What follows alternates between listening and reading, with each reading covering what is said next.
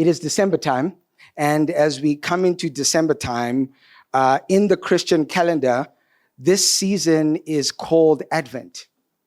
The term Advent means the arrival. It is a time where believers all over the world deliberately take on a posture of waiting. They are waiting for the arrival of the Messiah. They are waiting for answers to their questions. They're waiting for fulfillment to the promises. They're waiting for the healing to all their wounds. But not everyone who waits is able to recognize when the answer comes.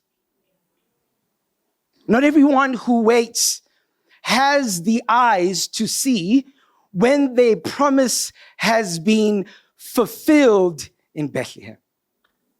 Not everyone who waits is able to recognize when healing is being made available to them. The Israelites know this very well. They were waiting for hundreds of years for the Messiah. Guys that we know later on by the name of Pharisees and scribes, these were like legendary scholars, highly educated individuals, would comb through the Old Testament, walk through the law to try and find clues, tips as to when the promise would actually arrive. They were hoping that the law would give them eyes to see what they're waiting for. But even they couldn't see. When Jesus comes in the form of a baby, born of a Virgin Mary, they cannot see this as a fulfillment. They know too much to see. Know way too much to see. And so waiting in and of itself is not what helps you to see. What therefore helps us to see when we wait, so that when the thing we're waiting for arrives, we are able to see it? What helps us to see? We read in the New Testament, as we walk through the New Testament, that a lens begins to be placed on us to help us know the kind of lens we must have on in order in our waiting to see the things we are waiting for. And here is the lens. If you miss anything from today, please don't miss this. Here's the lens that those who are waiting must put on in order to see. Very simple. What you think about God determines what you see of God. What you think about God determines what you see of God. The ability in pain, success, to see the activity of God is not based on circumstance, not based on feeling, not based on goals achieved, but it is based on what I believe about God. And so I believe in Advent, as much as we wait, we are too fast to call Christians to a waiting because we don't set them up to put on the lens that's going to help them wait in a way that in 2026, when they are seeking for answers, longing for fulfillment, desiring healing, that they would be able to have the lens in waiting to recognize when the gifts of God come wrapped in chaos. Can you see it? So here's what I want to do today. I want to educate you. Not from the lofty mouths of scholars, not from the lips of those who are deeply educated in the law. I want to teach you from the mouths of slaves. That a slave will be able today to teach you what his master is like, your father. That the servant will be able to show you, here's what he is like, so that you can understand what your father is like. To do this, I want to go to probably the greatest story of all time. Luke chapter 15, verse 11 to 32. If you have your Bibles, turn there. There won't be any slides today. Bibles will work just fine.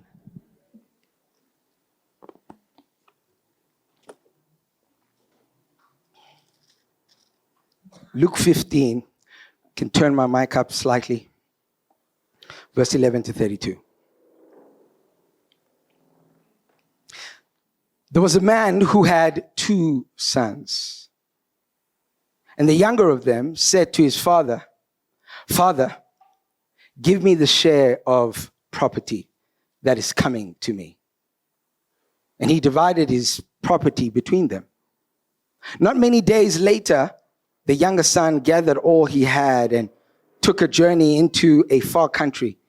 And there he squandered his property in reckless living. And when he had spent everything, a severe famine arose in that country, and he began to be in need. And so he went and hired himself out to one of the citizens of that country, who sent him into his fields to feed pigs. And he was longing to be fed with the pods that the pigs ate, and no one gave him anything. But when he came to himself, he said, "How many of my father's hired servants or slaves have more than enough bread, but I perish here with hunger? I will arise and go to my father, and I will say to him, 'Father, I have sinned against heaven and before you. I am no longer worthy to be called your son. Treat me as one of your hired servants.' And he arose and came to his father. But while he was still a long way off, his father saw him and felt compassion and ran and embraced him and kissed him. And the son said to him, 'Father, I have sinned against heaven and before you. I am no longer worthy to be called your son. But the father interrupted the son and said to the servants, 'Bring quickly the best robe and put it on him, and put a ring on his hand, and put shoes on his feet, and bring the fattened calf and kill it, and let us eat and celebrate. For this my son was dead and is alive again. He was lost and is found.' And they began to celebrate. Now his older brother was in the field. And as he came and drew near to the house, he heard amapiano. And he called one of the servants and asked what these things mean. And he said to him, your brother has come, and your father has killed the fattened calf because he received him back safe and sound.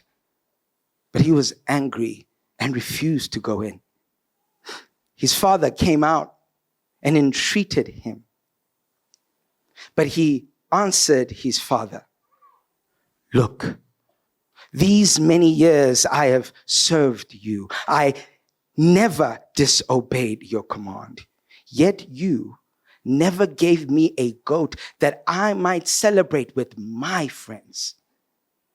But when this son of yours came, who has devoured your property with prostitutes, you killed a fattened calf for him.' He said to him, 'Son, you are always with me, and all that is mine is yours. It was fitting to celebrate and be glad, for this your brother was dead and is alive. He was lost and is found.'" This is the word of the Lord.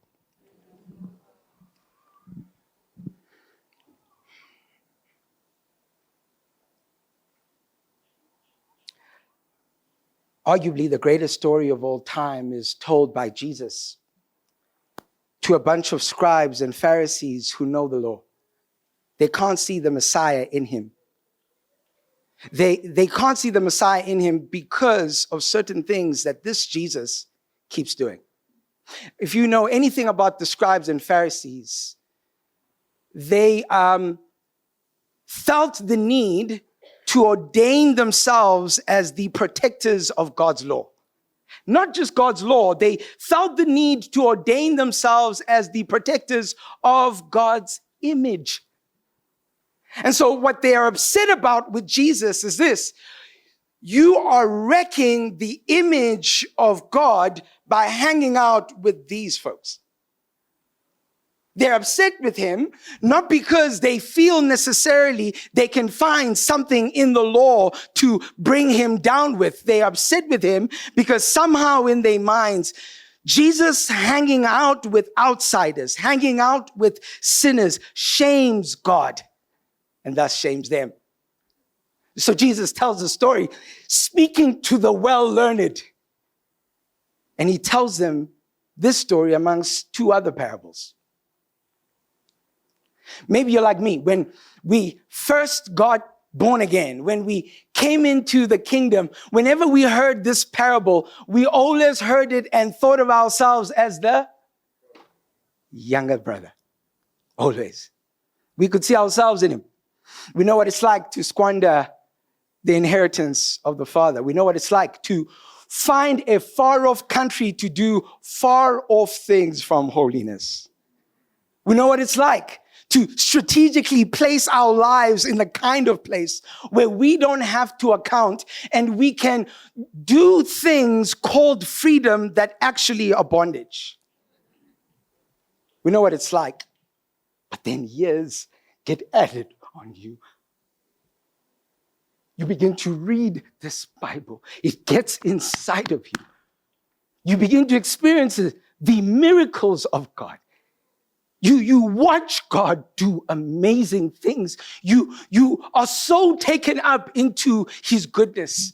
You begin to appreciate what it's like to finally come home like the younger son and experience the favor of the Father. And yet, slowly but surely, as small paper cuts begin to happen in your soul, the disappointment, the frustration, the prolonged promise unfulfilled, you begin to watch a new generation make the same mistakes you made, and you see favor on them. That confounds you. It confuses you. Lord, but you know though, I've behaved. And all of a sudden, when years have piled on, we no longer think that this parable is about the younger son. We see ourselves in the older son. We see ourselves moving from the complexity of relationship to the simplicity of rules. I don't know how to navigate relationship with an invisible God. And so I need rules to help me determine if I love and if I deserve to be loved. Rules have made this simple for me. I have become the older son. When I feel like I've obeyed the rules, but he has not done his part, there's a quiet sense in me. Look, haven't I served you? But years get piled on. Give me grace today. I'm not even going to try and hide it. I'm going to cry today. I've been holding it in the whole year. I don't care. I'm going through way too much to try and be pretty for all of y'all. Years get piled on. This is what I never saw in the parable until recently. Years get piled on to you. And all of a sudden you begin to see yourself in the servant, in the slave. You no longer feel the need to fight for inheritance. Too old for that now. You no longer feel the need to push people aside, to have a seat in the table. Too old for that now. You are so convinced that all of life boils down to one thing, and that is doing the bidding of the Father. What the Master says is who I am. Where he goes, I go. What he says I should do, I do. And I live then the rest of my life in between the older and the younger, trying to show them, this is what the Master's like. Can't you see it? Can't you see it? The Master is like this. Today, servants and slaves that we would look down upon will speak to you from their perspective in this parable. And hopefully through their voice, a lens will come upon you, whereby you will be able to understand that what you think about God determines what you see of God.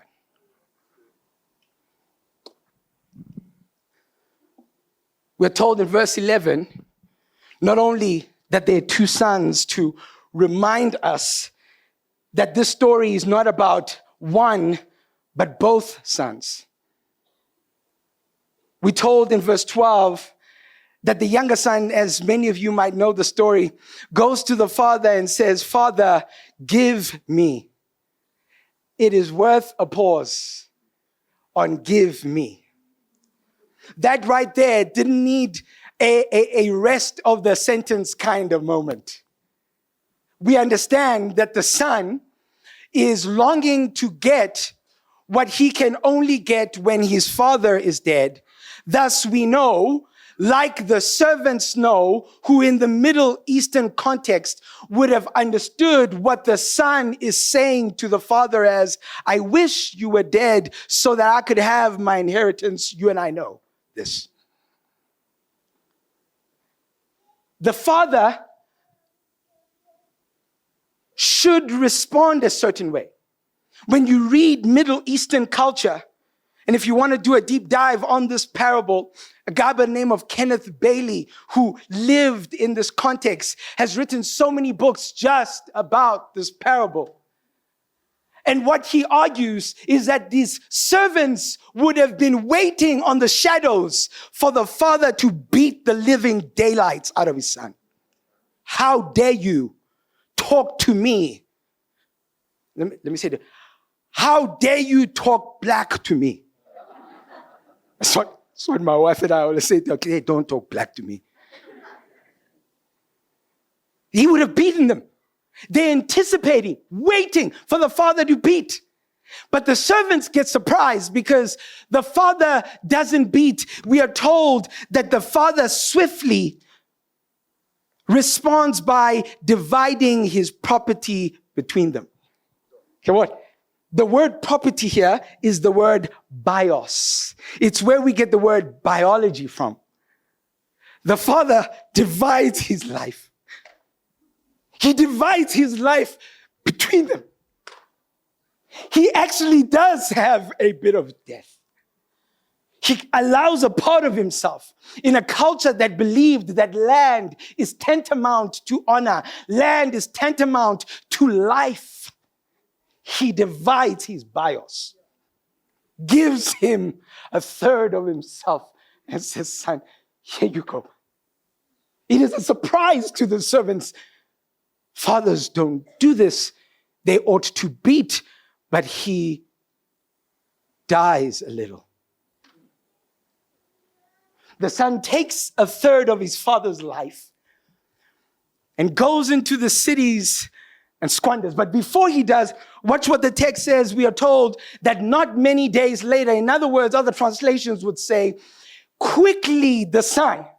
Now, why does the son have to move quickly? The son now wants to take the father's estate and he wants to liquidate. He wants to turn this into cash. But what the servants would know that maybe you and I don't know is that the whole village feels shame because of the son.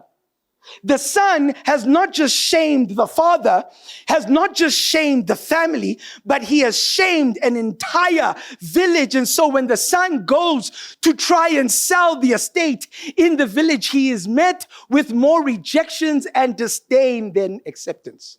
In fact, commentaries would argue that if his property amounted up to 100 rand, because of the urgency and the rejection, he probably would have been able to get away with about 50. He needs money quickly. He needs to get out of the scene. He gets the money. What the dad has worked for is being sold probably for half of the price, and he makes his way, squanders the wealth. Then we are told in verse 15 that when he has squandered the wealth, he comes into a famine. Praise the living God for famines in your life. Praise God for the privilege of God allowing things to not work so that you might come to the beauty of your senses. Praise God when famine arrives at the edge of your sin, to give you the opportunity to search out for mercy, to give you the opportunity to think again. And so he does. This young son begins to think again, comes to his senses. But he's navigating, coming to his senses, and his first option is not the father. His first option is to go and hire himself out. Okay, watch. It says here, so he went and hired himself out to the citizens of the country. We believe here that the citizens is not talking to Jewish people, that most likely this was a pagan individual. But watch, the word hired out, or the word to be a hired servant is that what he did, the word hired there means to glue yourself to something. So the younger son glues himself to the pagan. It's speaking of a desperation, of a sense of, please let me be your servant at whatever cost. I beg you, let me be glued to you. I don't have any other options. And we think at this point that whoever this pagan is doesn't want to be glued to this Jew because they know the way that Jews had viewed them for centuries. And so this pagan gives a job to this Jew that he believes this Jew would say no to. He says, go feed the pigs. He is so desperate and so desperately wanting to be glued to the Nebuchadnezzars of the world that he is willing to violate all his religious and ritual values and feed the pigs and go even further, eat with the pigs. So desperate that he is saddened by the fact that even when the pigs are fed, he can't even be considered to be one worth feeding. At this point, post the famine, we thank God for the rejections. Appropriate doors that God has closed on our faces that we thought would be satisfactory to our needs. Thank God that you closed that door. I thought if I just married him, I thought if I just bound myself to her, I thought if this job was mine, it would be the kind of thing that if I glue myself to, I would be fed. Thank God that he closes the doors we desperately need so that we can come to our senses. He comes to his senses and he goes, okay, cool. Here's what I think I'm going to do now. I'm going to go even further than the pigs. I'm going to go home. Because here's my rationale. The way my Father treats his servants, the servants who's speaking to you today, the servants who are educating you today, the way my Father treats them is far better than how I'm treated. Notice what the Son is desiring. The Son wants to be a servant. He wants to be a servant. He wants merely to be treated as a servant. His guilt and shame has redefined his identity. It has absolutely changed how he sees himself and how he wants to be treated. I think at times, the way you allow yourself to be treated is a mirror to who you think you are. What I allow you to do to me, what I allow you to say to me in the name of being glued to you, tends sometimes to point to something in me that I believe about myself that tells me it is okay to be treated like this. And so he arose and he goes home. The servants who are always hanging out with the master, along with the master, see the son coming a mile off. This ought to be another surprise to you, because what the servants would understand of the father in the Middle Eastern culture is that when the son has taken the inheritance and left, the father would have said, "Don't you dare come back again." There is no way that now the son coming back is going to be received in any way other than, "Get out of here." The servants are awaiting a scene, and they get one. The father seemingly stands up and he runs towards the son. I believe the servants slowly jog behind him, because they're under the impression that when the father gets to the son, this old man who disgraces himself by running, they will join the father in dealing with this kid. Masiya Noda, let's get in there. I've been waiting for a son to beat. They finally get in. And when they get there, he finds that the father's running was a running of compassion, not a running of punishment. The servants are surprised, they're shocked, they can't understand. It doesn't work like this. And not only is he running towards him in compassion, we are told that the father gets there and he embraces him and kisses him. Do you know what's happening?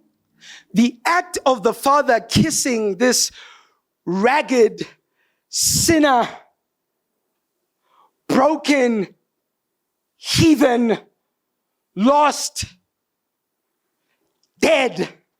The act of the father kissing is the act of transferring shame.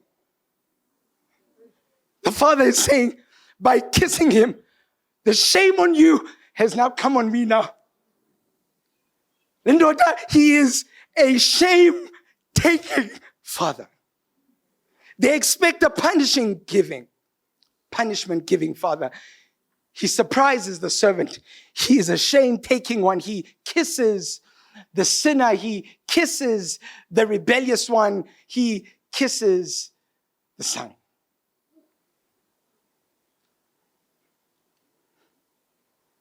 So the son who's prepared a profound speech that is just 3 lines begins to express his 3 lines.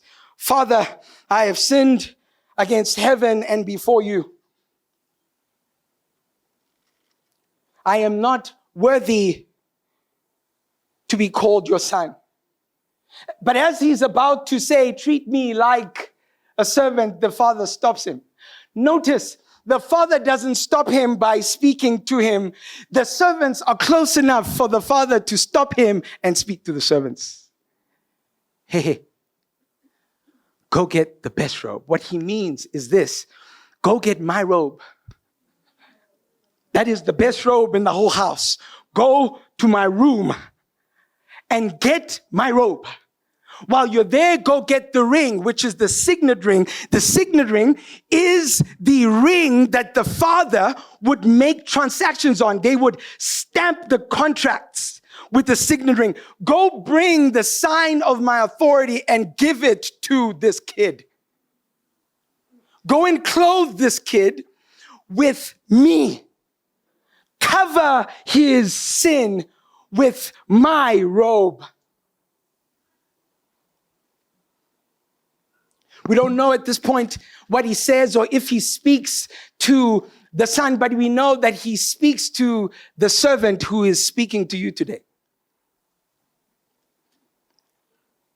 And so the servant go and they get what the father has requested and asked for, and they put it on him. They put these sandals on him, and they go and get ready a fattened calf, which was only killed when you had the most honorable guest coming to your house. Yeah. So, the lesson the servants want to teach you in 2025, as you consider what you think about God, is this: this master of mine, who is your father, is a generous father, is a waiting father, is a wanting father, is a sinner kissing, sinner embracing, shame taking father. This is my master, your father. Is that what you believe about him? Because what you think about God determines what you see of God. Maybe some of us cannot see being kissed in our shame, because what we think of God is one who comes with the rod in our shame. What we think about God is one who turns his back on us in our sin. What you think about God will determine what you see of God. They go inside and it's a massive party. It's going down. Now, bear in mind, the servants supposedly seem to be getting down as well. You read the text. They're not excluded. They're not outside. They are jamming in Jam Alley. But while that all is happening, verse 25 tells us the older son is out in the field. He's out at work. He is doing what he normally does. He's doing what he should do. He is behaving. He's out in the field. This older son then realizes it's time to come home, and on his way home begins to hear the music. Oh, do you know how this scene must have been? But watch what he does. The older son doesn't wait to speak to the father. The older son finds the meaning of the party by speaking to the servant who speaks to you today. He's not going to derive meaning from the source. He's going to get it secondhand. Sometimes they call that church, where we sit in environments where we don't have to go to the Father, and a servant will say something that will be sufficient for me to interpret what's going on inside my Father's house. He goes, speaks to the servant, and says, "What on earth is happening?" The servant says, "Don't you know? Armand is back. He's been out in Congo. Here he is. In fact, he's right there in front of everybody, leading worship right now. He's singing.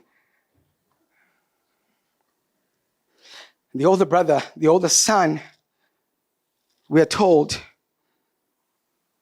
is angry. His response to joy is anger. His response to celebration is anger. And not just anger, he refuses to go into the house. Okay, so the younger son shames the father by asking the father, telling the father to give him his inheritance, thus wishing him dead and then squandering it. But the older brother shames the father by refusing to come into the party. Okay, what the servants would have understood in the Middle Eastern culture, who, by the way, are right there now, with the older brother and the father. What the servants would have understood is this: when you kill a fattened calf, you invite the whole village to your house. The whole village is there. And if you're the older son in that culture, you are the host for the event. And whoever the fattened calf is being killed for, it is the older brother who has the responsibility of taking the plate to the honored guests. And it is required of the older brother, according to Middle Eastern culture, to give compliments to the guest, because the older son is the host. He is the host. It is his responsibility. So when the older son says, I am not going in, the whole village knows, because everyone is waiting for him to grab the plate. Yiko, he's not inside the house. He's not even going back to work. He's not running back to the field. He's standing outside as an act of sheer defiance. And the servants are expecting the father to come out with a stick and sort out this man. And sure enough, the father comes out. In fact, to be honest, in that day and culture, for the father to come out during the party was in many ways to dishonor those whom he's invited. And so the father dishonors himself by coming out to where the rebellion is. Pume, he goes outside and he allows himself to be dishonored again for his older son. He comes out, and again he comes out with his boys, the servants. And he's with him outside, and he says to his son, come in. Do you notice that the younger son's issue was that he needed to come home? The older son's issue is that he struggles to come in. Ngaki, the problem with you and me, with all that we know, are the places of joy we refuse to come into. We know too much to be joyful the way we used to be when we first came into this thing. We are more sophisticated now in our faith. The pain has taught us more lessons than the promises. We don't come into the homes of joy. And please, don't misunderstand me. In a world that can seem that Christians don't have a theology of grief, please read the New Testament. But grief has never been an act that's separated from the umbrella of joy. We grieve deeply, deeply, because we understand the depth of joy that is found in hope. And the kind of hope that tells us resurrection is so real that I can grieve and know I won't grieve forever. Ge na gapagati, come inside. Stop waiting for the father to deal with your anger on the outside, come in. Come in, oh learned Christian. Come in, oh experienced disciple. Come in, one lacking joy but observing all the rules. Come inside. The father comes to him and he says, son, come in, my boy. And the word he uses that he entreats, he pleads with the boy. I'm begging you, come inside. I've already taken the shame for you. I'm not asking you to come inside because I want less shame for me. I'm coming you to come inside because your brother was dead. He's alive, Noda. He was lost and he's found. Come inside. This fan keeps blowing my pages.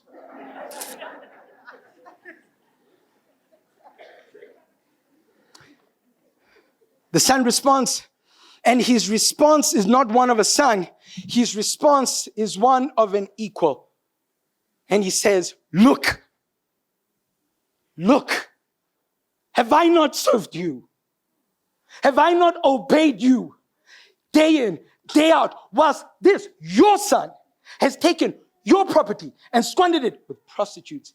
I was here in the field working for you. What is he saying? The younger son is desperate to be treated like a servant. The older son has been living like a servant all his life. The servants have seen this. They are the ones speaking to you today. They felt akin to him. He acts like us, this one.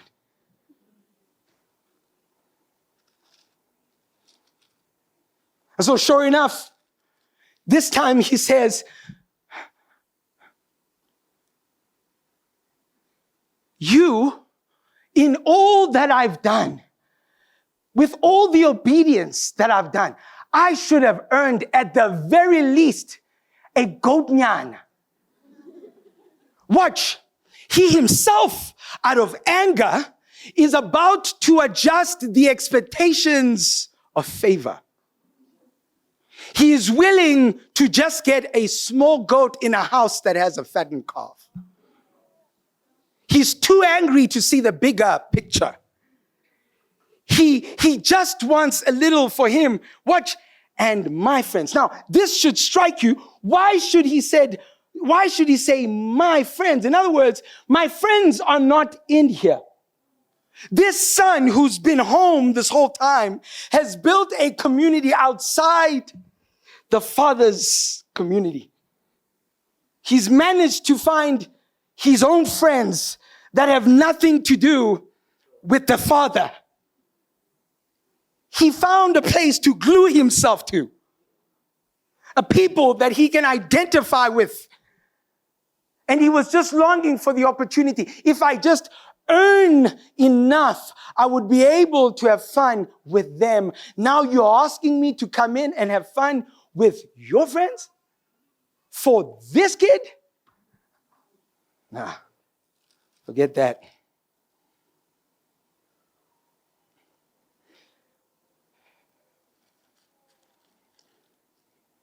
And so the father responds, son, you're always with me. And all that is mine is yours. Son, I don't understand why you want to settle for a young goat. Well, all of this is yours, boy. Don't you understand? Your brother was dead. He's alive. He was lost. Now he's found. And then right there, end of scene. End of movie. The cinema goes dark. Popcorn's finished. Why?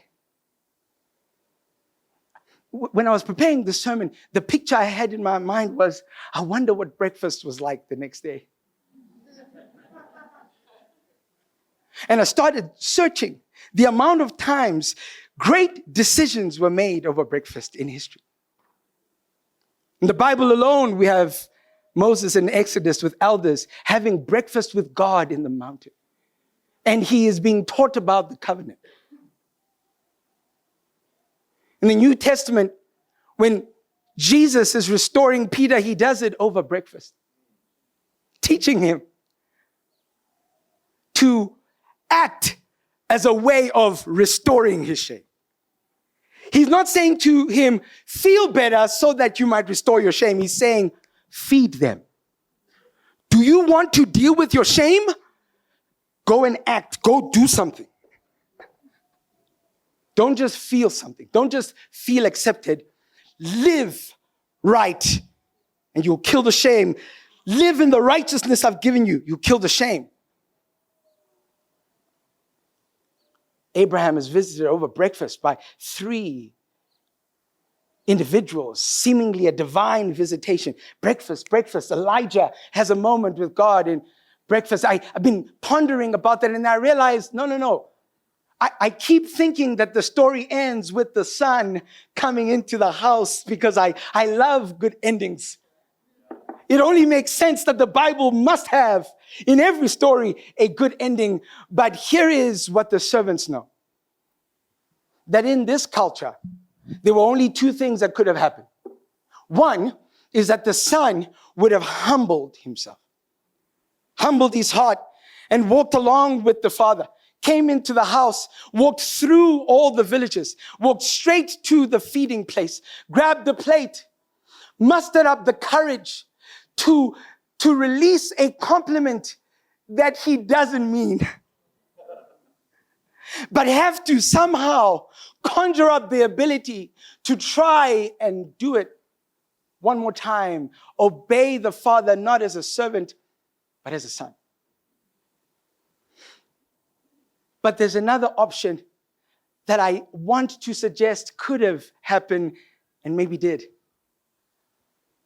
The other option is for the son to not humble himself, but for the son to harden his heart. He, like the Pharisees and scribes, feels responsible to guard the image of the home. My dad has lost his way. He doesn't understand the shame he's bringing to our name. And so what the son would do, if you go and you research in Middle Eastern culture, what would the son do if he felt like the father has dishonored the name of the house? The son would pick up a stick and beat him to death.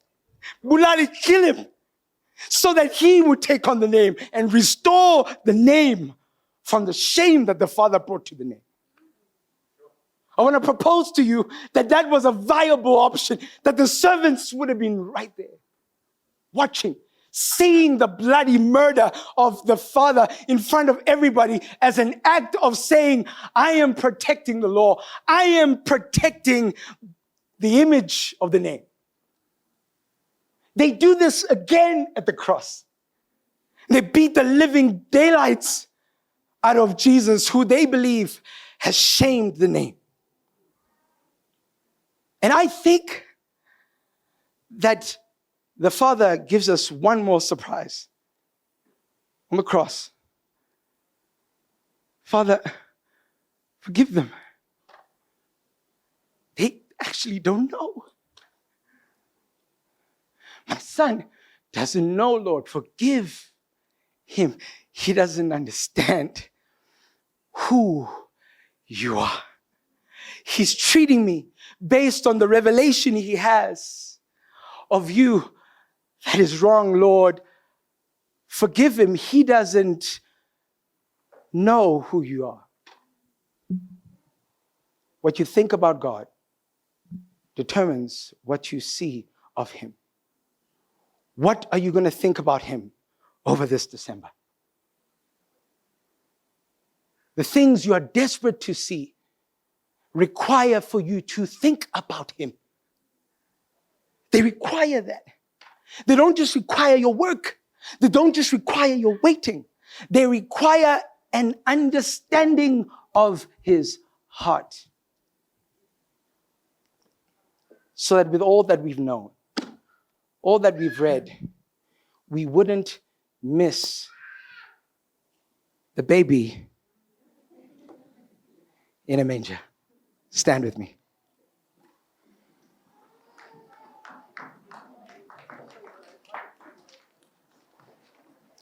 Lord, I hope that clap was not for you. I'm glad it was for me. I have the profound privilege of living my life as your servant, you sons of God, who are privileged, favored, called, loved, whom he runs towards, chases after, gives you his ring. It is beyond a privilege for me to live in between his gaze and your life, and the privilege that I get invited to do that.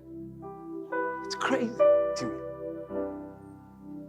I long for all of us to then come into 2026 rested,